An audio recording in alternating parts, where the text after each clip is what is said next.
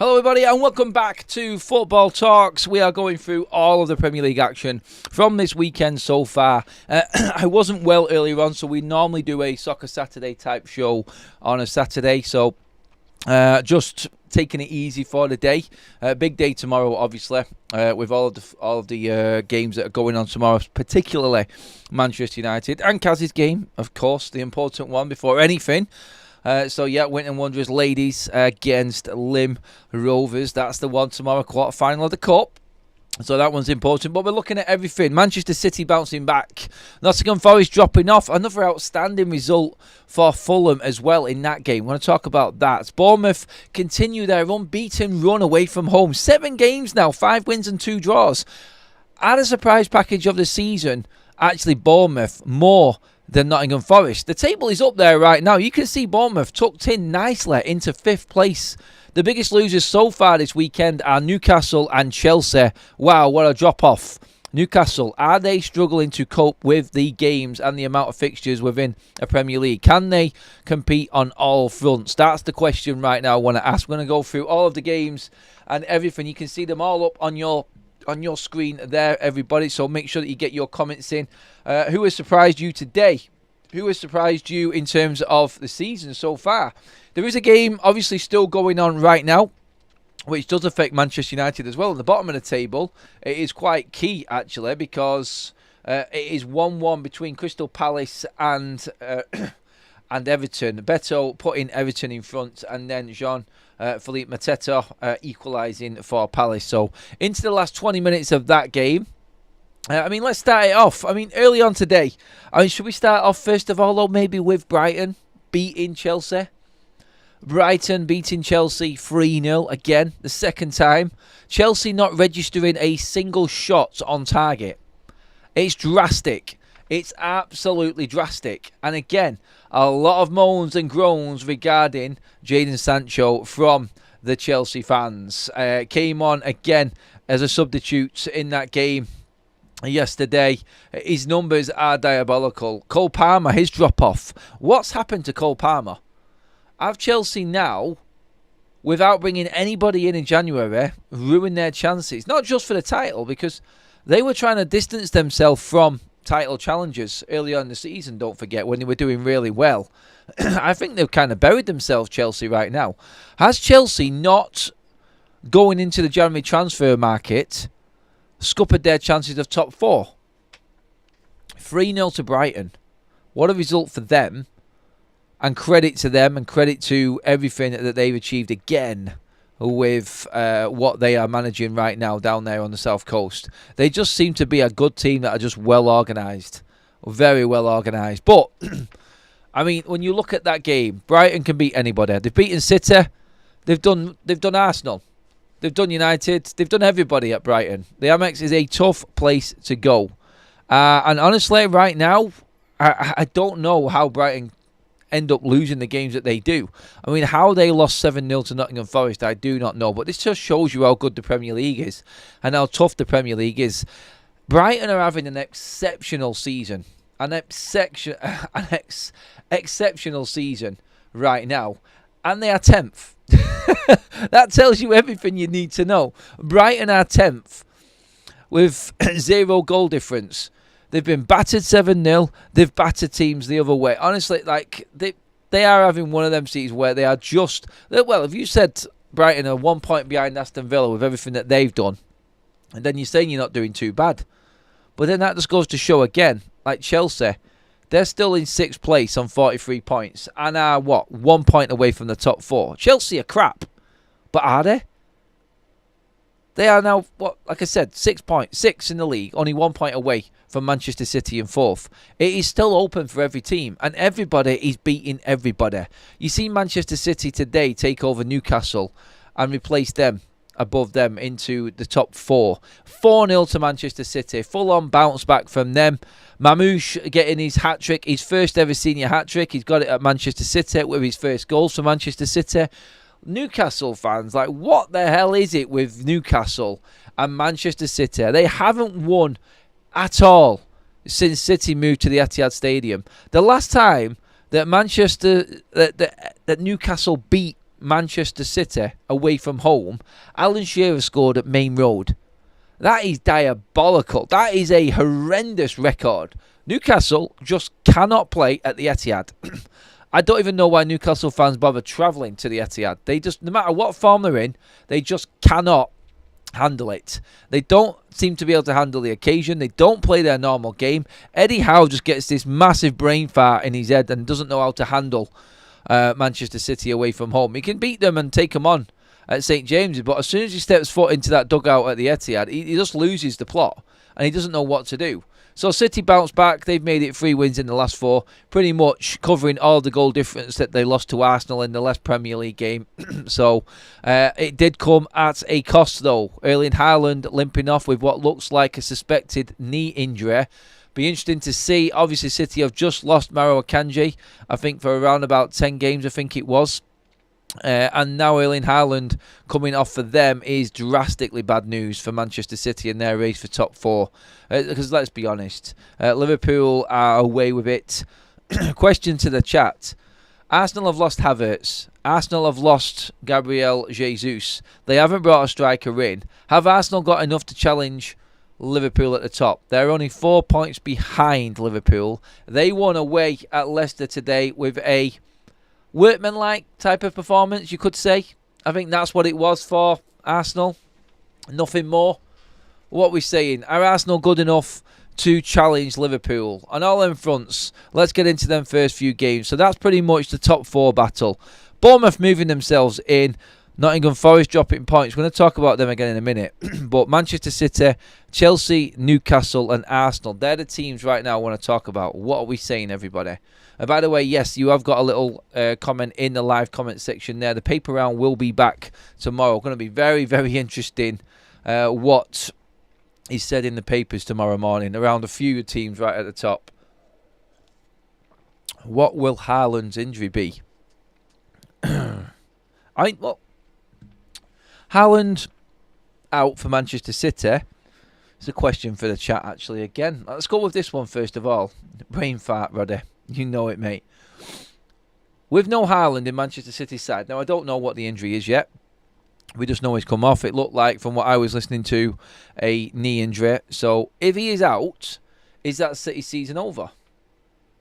Is that City season done and dusted? If Erling Haaland is, in fact, out of out of it for Manchester City this season. What are you saying? Is it all over? Can City cope? Is Mamouche enough? He got his hat-trick today. Very good hat-trick, by the way. I watched the first half of that game, and City, like we said before, all over Newcastle as they always are. But fantastic finishing from Omar Mamouche. Stephen says, Adam, I have a problem. It is fuel that is thrown on the fire, not a grenade. The fire becomes irrelevant if throw a grenade. Stephen, I really don't care. I don't, mate. As a United fan right now, I really don't. We might as well just go and set an atomic bomb off in the middle of Old Trafford, mate. It's a pity United haven't got their act together. We could have won this league. There again. I suppose they could all say that. Yeah, Andrew, they could. I saw the online at Chelsea moaning about Sancho. They dodged a bullet not getting Rashford. Well, Rashford for Aston Villa today. They were a team that you would have thought would be battling it out for the top 4. Yeah, after last season's performance. Good signings. I think they've covered well in moving Duran on. But Marcus Rashford is a tweet that came out earlier on. He's played 45 minutes. Marcus Rashford created the most chances for and completed the most dribbles free of any player during Aston Villa's game versus Ipswich today. Well done for dribbling that many times against Ipswich in 45 minutes at home. You still didn't win though, did you? It was still a draw. But Rashford's showing willing for Aston Villa. But is this now the end of Villa's fight for top 4? I mean, let's look at the table again with Aston Villa. It's up there on your screen right now. All of the teams, let's go through it here. The teams that you'd expect to be up there fighting for top 4. You'd say United, you'd say Spurs, you'd say Villa, you'd say Newcastle, Chelsea, Manchester City, Arsenal, Liverpool. They would be your big guns, wouldn't they? Going off the back of last season. Newcastle sits 7th on 41 points. They are 3 points off top 4. Still got a chance. I think Newcastle need to get away from the Carling Cup, the Carabao Cup. Once they get that out of the way, maybe they can make a charge. For top 4. You never know. United, done. Tottenham, done. Aston Villa, I actually feel like they're done right now. I look at it. So, City on 44 points. Aston Villa, 38. That is a dreadful result, by the way, for Aston Villa today. 1-1 against Ipswich. Ipswich in the relegation zone. 3 wins all season. Aston Villa have to be beating Ipswich at home. They are not going to challenge for the top 4. In fact, Villa right now are probably struggling to make Europe at all. Obviously, we've got the FA Cup. Obviously, Villa are in the Champions League, but they're not going to win the Champions League, let's be honest. So, the FA Cup is the only chance Aston Villa have got of making Europe next season. I've said it. And try and argue with me on that one. I don't see it at all. I don't see how they can make a challenge. They have to be in the top 6. There is a chance that top 5 may get you Champions League football this season. But that result for Aston Villa is dreadful. It really is. Newcastle and Aston Villa are probably the 2 most disappointing sides today in terms of results. Well, actually, no. Chelsea, Villa, and Newcastle. Dreadful.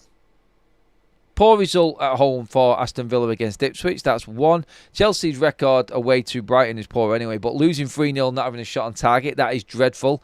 And Newcastle just crumbling again at the Etihad. That's appalling. 3 teams there you would expect to be challenging for the Champions League, completely fallen away from it in one weekend. This is where the cut and thrust of the Premier League creeps in. And maybe teams, surprise packages, who haven't got European football, who haven't got busy schedules, could then come up and surprise everybody. And 2 teams doing that. First of all, Nottingham Forest today. Again, it looked like after the 7-0 win, after dealing with the FA Cup, on a high again, and then straight back down to earth with a bang today. Fulham are good at home. They are very, very good at home. They are a tough team to beat this season. I mean, they've had 10 wins this season. You put that into comparison, Manchester United have only got 8 wins this season. Fulham are 8th in the league for a good reason. Let's not take anything away from Nottingham Forest. They've just been beaten by Fulham away from home, and they're still clear in 3rd place in the league. That's a surprise package and an exceptional season. I don't think they can keep losing games like that if they want to make Champions League football, though. They're the ones that they have to win. The games are going to be coming thicker and faster and tougher for Nottingham Forest now.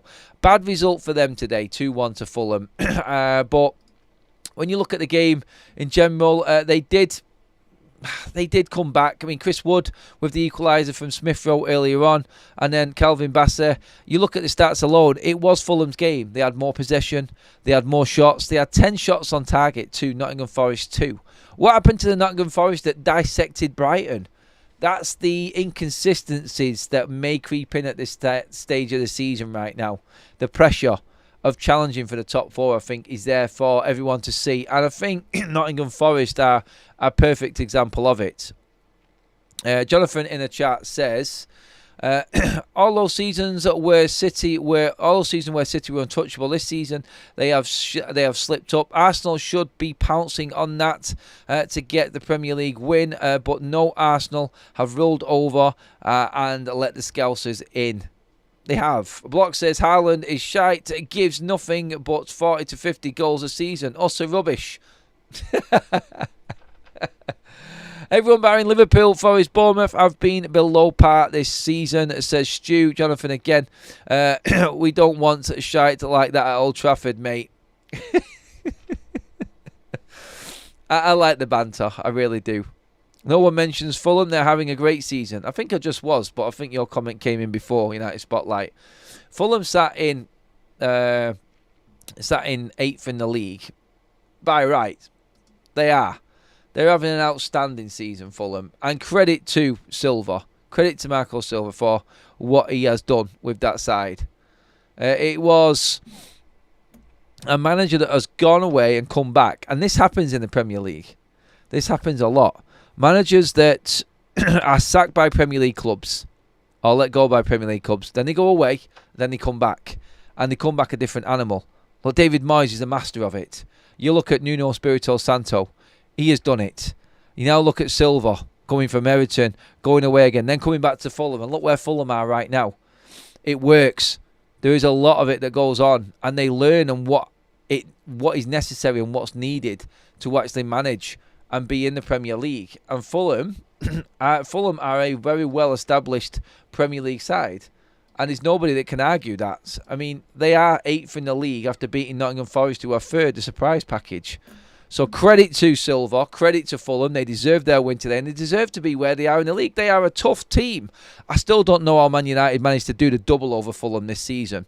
That alone is crazy. And we managed to keep 2 clean sheets against them. That's the Premier League for you. It's a weird-ass machine, isn't it? It really is. Anyway, the best team right now by a country mile. And yet again, Bournemouth at a canter today.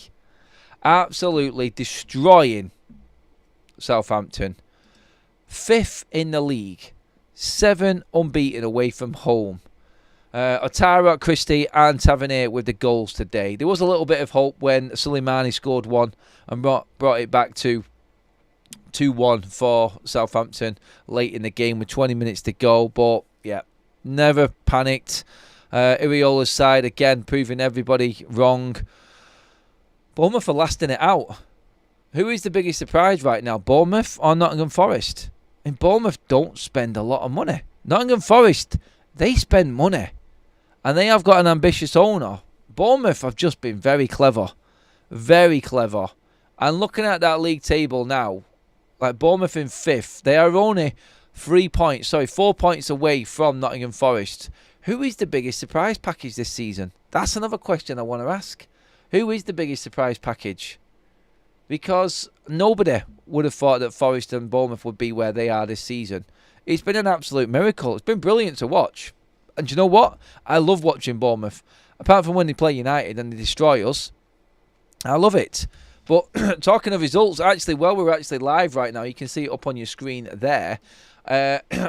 We have another goal in the game at Crystal Palace.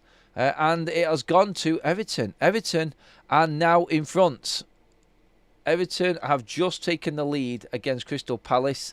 84 minutes on the clock there right now. And unfortunately for Manchester United fans, Carlos Alvarez's goal has now left them ahead of Manchester United in the league table. Oh, who'd have thought? Saturday night football, Crystal Palace were playing Everton, and both of these sides would be ahead of Manchester United. You want to cry, don't you, when you talk like that? I just don't.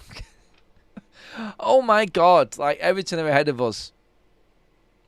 So yes, this for David Moyes. I mean, when you look at the form, it's ridiculous. This for David Moyes will be his 4th win in a row. United still haven't put 2 wins in a row together. This is the man that failed at Manchester United. And guess who United have got next? Everton away. Oh. After Tottenham, that is tomorrow. Honestly, right now, if Tottenham beat us tomorrow, and they go ahead of us as well, and United will be languishing in 15th. I don't think we've been lower than that at this stage of a Premier League season in its history. I cannot remember. Someone will tell me the last time that United were 15th in the Premier League table after 25 games. Someone tell me when that was. It's going to have to be some stato right now. Someone get onto Google and find that out and tell me how long ago it actually was. Adam, you have a great sense of humour. I suppose I will have to press the like button under protest. Stephen, you got to do it, mate. It's the rules. No, they're not. There aren't any rules. Honestly, like, my throat has got razor blades in it right now. I am so poorly. It's ridiculous. My throat, my voice is completely gone. I've got all that football to get through tomorrow. Still love it, though. Still love it. And you guys make it. Let's see what else we got. I watch Villa a lot as they are my dad's team. In my opinion, Villa will finish around 8th. A few players missing. They will have a strong finish, but they'll just miss out on the top 6. We're talking about Villa just missing out on the top 6. Man, it shows you how far away teams like United and Spurs actually are. It's dreadful, isn't it? It really is. So disappointing. So disappointing. It's embarrassing. In fact, it is embarrassing. Let's get through all of the results then, just to clarify everything and let you know exactly what has gone down today in the Premier League. Just bear with me a moment. I'll just bring them all up again. We've got them all up on your screen as well. So when it comes to today's games and what happened on Friday, we've got obviously the game that was on Friday. Brighton 3-0 winners against Chelsea. Chelsea dropping out the top 4 because of that. Brighton moving themselves back into mid-table, 10th, secure 10th. Leicester 0, Arsenal 2. That's moved Arsenal within 4 points of the leaders Liverpool. West Ham, poor performance from them at home to Brentford. We've not mentioned Brentford today. Brentford in that first half, I watched a lot of that first half earlier on, were outstanding. They should have had a lot more than that one goal. In fact, they had 2 goals disallowed in the first half and hit the post and still managed to score. So Brentford under Thomas Frank, all of a sudden, they had a fantastic home record. Then they lost two in a row at home, unexpectedly. They couldn't win away from home. But after losing 2 at home, they then won 2 away from home. And today they made it 3 away from home, which is still more than a so-called big mega club languishing down in 14th right now, to mention no names. But Brentford, again, absolutely brilliant. They solidify their place mid-table. Again, totally secure for another season without a doubt in the Premier League. Thomas Frank, excellent manager. Well done to Brentford as well. Not mention them much today because there's too many other clubs that are just surprising everybody right now and deserve a little bit more. I like Bournemouth, who beat Southampton today 3-1. Another chat moment. Are Southampton going to break that record? They're getting close to it. 11 points with Derby. The worst ever performance by a team in the Premier League.